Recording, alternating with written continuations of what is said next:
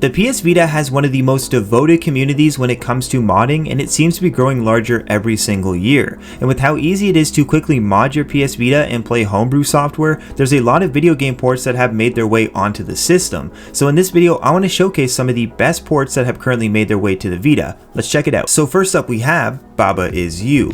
This is one of the best puzzle games I've ever played, and when I saw it was ported to the Vita, I immediately knew it would be going on this list. In Baba Is You, you're tasked with a one-screen puzzle that consists of word tiles, objects, and characters. The word tiles take the form of nouns and verbs, which let you change objects, obstacles, and even sometimes Baba, meaning you're going to have to experiment with the environment and try different solutions to complete each level. It's a hard game to explain, but it's definitely one that anyone can get into, and it plays perfectly on the PS Vita. So if you're looking for a unique puzzle game that you can take on the go, definitely get Baba Is You. And the next game is Dead Space Mobile. Now I'm sure many people are instantly turned away by the mobile part of this game, as yes, it was originally designed for Android and iOS phones, but it's a great Dead Space game that really stays true to the series, and it definitely deserves some more attention. Dead Space Mobile takes place after Dead Space 1 and has you playing as a new recruit who is sent out on a repair mission where things go horribly wrong. The storyline in this game sets the stage for the events that will occur in Dead Space 2, so for that reason alone it's worth getting, but the gameplay is also a lot of fun, and it's pretty much the same as Dead Space 1, except there's an added element of touch controls which the PS Vita port includes.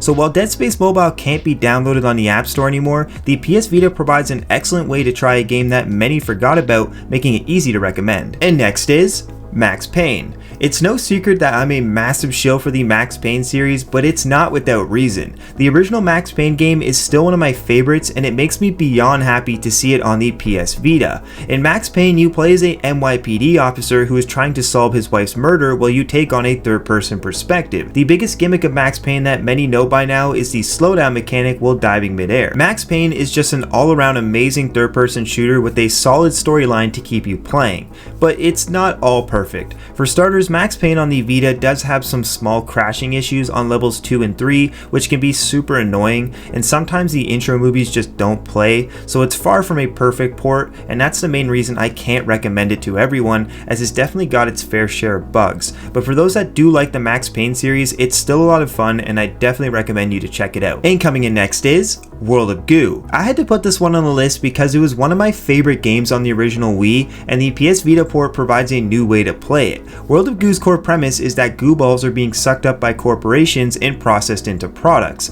Initially, you'll be constructing bridges, towers, and other structures to overcome gravity, and as you get further in the game, you'll unlock different types of goo balls that have unique properties, which do change up the gameplay a lot. And there's also a unique game mode that lets you build the highest possible tower, which you can then compare against others around the world. World of Goo is a lot of fun, and the story is surprisingly deep for a game of this caliber, so if you like puzzle games intertwined with building, you're definitely going to want to try World of Goo. And next up we have Death Road to Canada. This is a fantastic roguelike action-adventure game that is best played with friends. In Death Road to Canada, you play as a group of survivors who need to travel from Florida into Canada, which can take anywhere from 7 all the way to 999 days. To survive the long trip, you will have to explore and fight zombies while searching for supplies, along with handling text-based events where you must choose responses to various problems. One of the key things I really liked about this game was how each character in your party had morale, which can be raised and lowered, and if it gets too low, that character will start causing problems for your entire group. Overall, Death Road to Canada is a bizarre but fun title that is a lot of fun on the PlayStation Vita, especially with friends. And next up, Cave Story. I've always enjoyed Cave Story, and I wanted a portable way to play it, so when this port released, I was eager to try it out, since the 3DS version of Cave Story just wasn't what I wanted at all.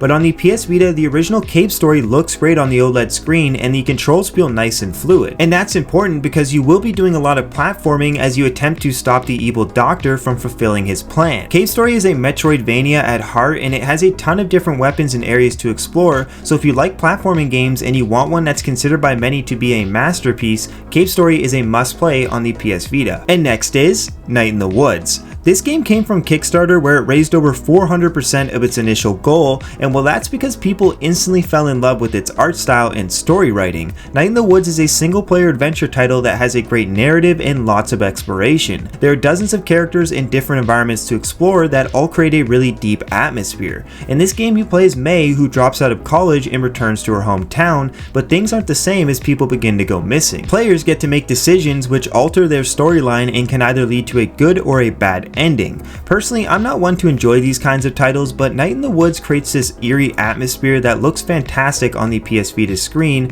so if you like narrative driven games, definitely check this one out. And next up, GTA San Andreas. This is by far the most popular port on the PS Vita, and it comes with a lot of new additions. First off, this port of San Andreas originally comes from the Android version, but has been tweaked to contain PlayStation 2 rendering, along with fixed camera angles and improved facial expressions. The port also utilizes the rear touchpad, and it maintains a near solid 30 FPS, which doesn't sound like much, but for such a large scale game, it's definitely not a bad thing to have. Overall, San Andreas is still one of the most acclaimed Grand Theft Auto games ever made, and it has a great storyline all the way through, so if you're wanting a classic GTA game to take on the go, definitely consider getting San Andreas. And lastly, we have KIRO Blaster. This game was made by the same people who did Cave Story, but it's very different because KIRO Blaster is very similar to games like Contra in that it's a run and gun platformer where you play as a frog who is tasked with getting rid of monsters. It's a simple story, but the gameplay is what shines most here as you fight different bosses and acquire different kinds of weapons. KIRO Blaster also has a unique feature where you fire your gun from whatever direction you're walking in, meaning you can change the way your character's facing without changing where he's shooting.